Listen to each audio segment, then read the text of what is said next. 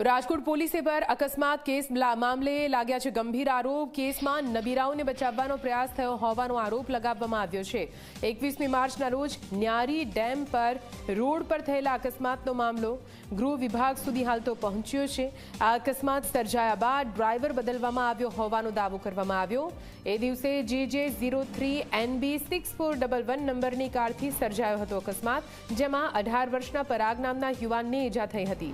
અકસ્માત બાદ ડ્રાઈવર અને પેસેન્જર સીટમાં સવાર લોકોને જગ્યાની અદલી બદલી કરતા હોય તેવા દ્રશ્યો પણ સામે આવ્યા છે।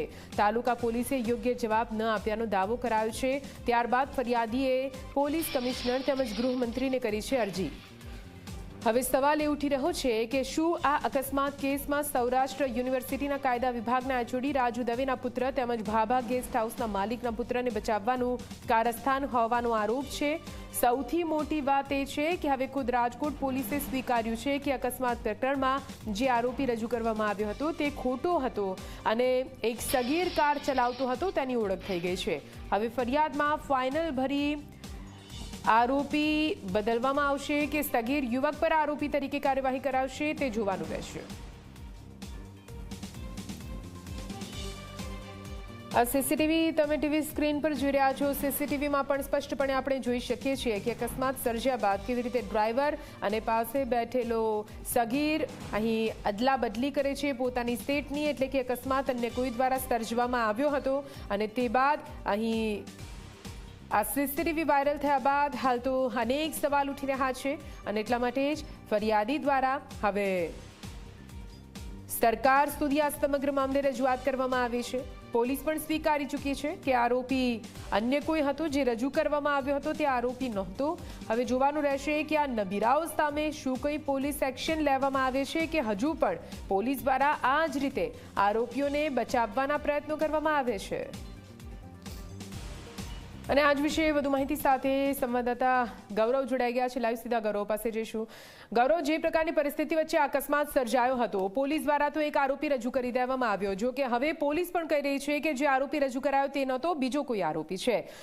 નબીરાઓની વાત છે, પોલીસ પણ ઘણા આક્ષેપો થઈ રહ્યા છે। આ બધી વાતો વચ્ચે શું કંઈ ખુલાસો થઈ રહ્યો છે જે સીસીટીવી સામે આવ્યા તેનાથી?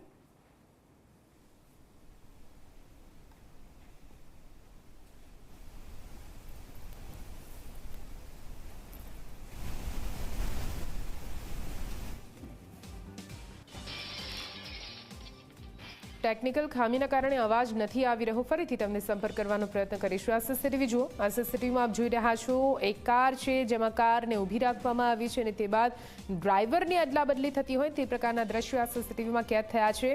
જે રીતે વિગતો સામે આવી રહી છે, આ ડ્રાઈવર અદલા બદલીનો જે સમય છે તે અકસ્માત બાદનો હોવાની વિગતો અને તેને લઈને જ હવે અહીં સીધા આક્ષેપ કરવામાં આવી રહ્યા છે કે જે આરોપી છે જેણે અકસ્માત સર્જ્યો હતો તેણે અકસ્માત સર્જ્યા બાદ ડ્રાઈવર સીટ પરથી તે હટી ગયો હતો, તેની જગ્યા પર અન્ય કોઈ આવીને બેસી ગયું હતું। ફોનલાઈન પર અમારા સંવાદદાતા ગૌરવ જોડાઈ ગયા છે। ગૌરવ, આ સીસીટીવી સામે આવ્યા છે, સીસીટીવીને લઈને હવે ઘણા સવાલ ઉઠી રહ્યા છે।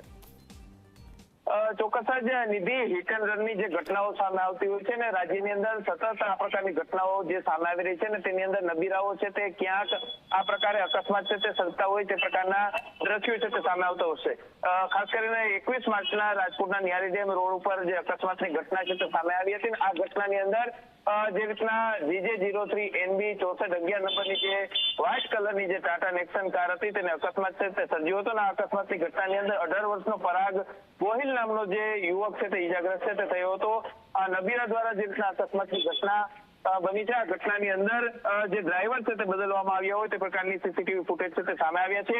ખાસ કરીને સીસીટીવીની જે ફૂટેજ સામે આવ્યા છે લઈ અને હવે પોલીસ દ્વારા તપાસ શરૂ કરવામાં આવી છે, પરંતુ અનેક સવાલ એ થઈ રહ્યા છે કે જે રીતના આ ઘટનાની અંદર ક્યાંક પોલીસે પણ ગંભીરતા દાખવીને અને આ ઘટનાની અંદર જે રીતના ગંભીરતા દાખવવી જોઈએ અને ક્યાંક પોલીસે પણ અન્ય આરોપી તરીકે કબૂલ છે તે કરી લીધો હતો। જો કે પરિવારજનો છે કે તેમના દ્વારા આ જે યુવક હતો, જે ઈજાગ્રસ્ત યુવક હતો, તેના પરિવારે પોલીસને સીસીટીવી ફૂટેજ આપ્યા હતા અને તેમને કહ્યું હતું કે આ પ્રકારે જે ડ્રાઈવર છે તે બદલવામાં આવ્યો છે, પરંતુ ક્યાંક પોલીસે તેની પણ ગંભીરતા ન લીધી। ક્યાંક જે હ્યુમન રાઇટ્સ ના જે હ્યુમન ડિપાર્ટમેન્ટના HOD રાજુ દવેના પુત્ર અને બાબા હોટલના જે માલિકના પુત્ર આ કારની અંદર સવાર હતા અને આખી જે ઘટના બની આ ઘટનાની અંદર ક્યાંક ગંભીરતાથી પોલીસે તપાસ થવી જોઈએ, પરંતુ તપાસ કરવામાં આવી. ગૃહ વિભાગ સુધી આ સમગ્ર મામલો પહોંચ્યો અને ત્યાર પછી હવે રાજકોટ પોલીસ છે કે તેમને કબૂલ્યું છે કે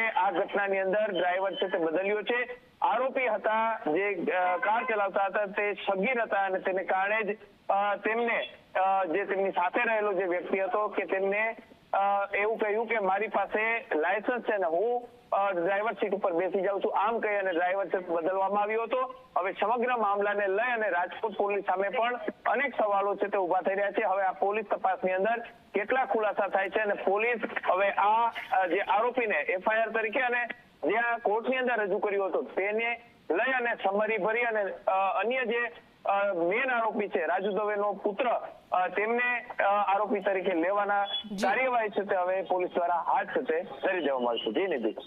બિલકુલથી આભાર પૂરી માહિતી માટે. તો હાલ તો આ CCTV વાયરલ થયા બાદ હવે ફરી એકવાર અનેક સવાલ ઉઠી રહ્યા છે. પોલીસની કામગીરી પર પણ ઘણા સવાલ ફરિયાદી દ્વારા ઉઠાવવામાં આવી રહ્યા છે. હવે જોવાનું રહેશે કે આ સમગ્ર મામલે શું નવો વળાંક આવે છે.